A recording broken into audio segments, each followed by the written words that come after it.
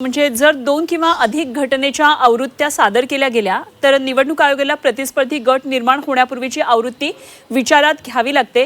त्यांनी 1999 ची राज्यघटना अस्तित्वात असल्याचा युक्तिवाद कधीच केला नाही आणि त्यांनी तशी कोणतीही आवृत्ती सादर केलेली नाही असं कपिल सिब्बल यांनी म्हटले। कृष्णात काय म्हणायचं, जर 2 किंवा अधिक घटना असतील आणि त्या घटनेच्या आवृत्त्या सादर केल्या गेल्या तर निवडणूक आयोगाला प्रतिस्पर्धी गट निर्माण होण्यापूर्वीची आवृत्ती ही लक्षात घ्यायला पाहिजे होती असं त्यांचं म्हणणं आहे।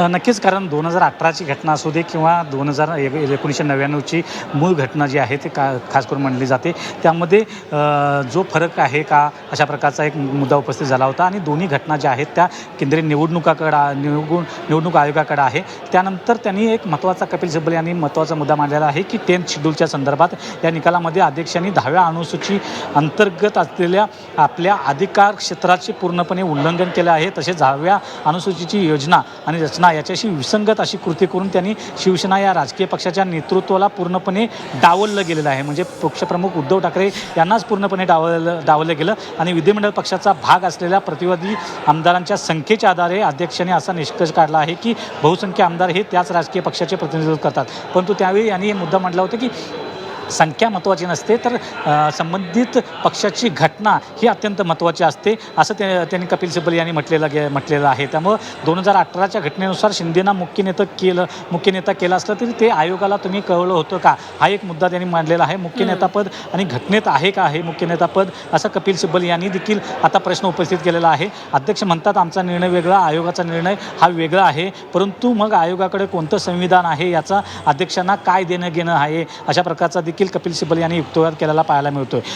जर तुमचं असं म्हणणं असेल की निवडणूक आयोगाची कार्यवाही आणि अपात्रतेच्या याचिका वेगवेगळ्या आहेत तर अध्यक्ष निवडणूक आयोगाची कार्यवाही या कार्यवाहीत कशी काय आणू शकतात आणि 1999 चे संविधान निवडणूक आयोगाच्या दप्तरी उपलब्ध होते असं कसं म्हणू शकतात। विधानसभा अध्यक्षांना काय निर्णय घ्यायचा आहे हे माहीत होते, मग त्यानुसार त्यांनी अशा प्रकारे ज्या गुंतागुंतीचा तर्क मांडला असं देखील त्यांनी मांडले यापूर्वी म्हटलेलं आहे। त्यामुळे कपिल सिब्बल जे आहे ते अपडेटेड खास करून मानतायत की कोणत्या 2018च्या घटनेनुसार शिंदे यांना मुख्य नेतृत्वपद केलं असेल तर तसं तुम्ही निवडणूक आयोगाला कळवलं होतं का, आणि त्याचबरोबर या 2018च्या घटनेनुसार की मुख्य नेतापद त्या घटनेमध्ये आहे का किंवा या अगोदरच्या घटनेमध्ये मुख्य नेतापद आहे का।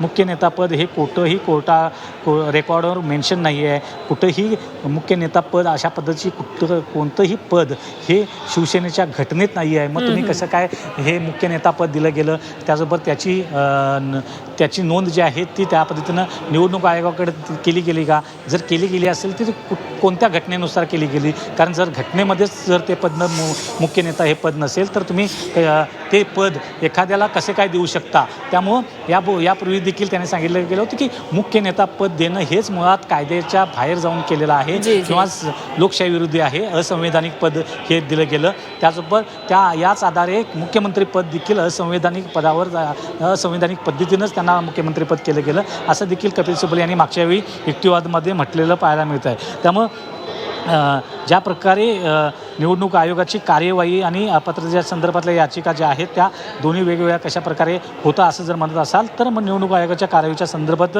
या प्रक्रिया कसा काय आणू शकतात या विषयी खास करून कपिल सिब्बल हे म्हणतायत। आणि 2019 जे मुख्य नेतापद हे कुठलंही रेकॉर्डवर मेन्शन नाही आहे, कुठंही मुख्य नेतापद नाही आहे हे सांगण्याचा वारंवार प्रयत्न जो आहे तो कपिल सिब्बल यांच्याकडून होतोय। यापूर्वी देखील कपिल सिब्बल यांनी मुख्य नेता पदावरून आपली टिप्पणी केली होती आणि कपिल सिब्बल यांनी सभापतींच्या निर्णयातील भाग वाचून दाखवत आहेत। त्यामध्ये 2018 मधील नेतृत्व रचना ही संबंधित नेतृत्व रचना आहे हे मान्य करतात आणि त्यानंतर त्याकडेच दुर्लक्ष करतात। म्हणजे यापूर्वी देखील कपिल सिब्बल यांनी म्हटलेलं आहे की ज्या 2018च्या घटनेनुसार जी घटना तुम्हाला मान्य होती त्यानुसार तुम्हाला पदं मिळाली, अगदी पक्षातलं पद असू दे, जे नेतेपद आहे किंवा त्यानंतर ज्या आमदारकी मिळाली, त्यानंतर मंत्रीपद मिळालं, गटनेतेपद मिळालं, हे 2018च्या घटनेनुसारच आहे आणि त्यानंतर मग तुम्ही थेटपणे त्या 2018च्या घटनेवरच कसा आणि या संदर्भात यापूर्वी देखील म्हटलेलं आहे आणि आता पुन्हा एकदा पुनरुच्चार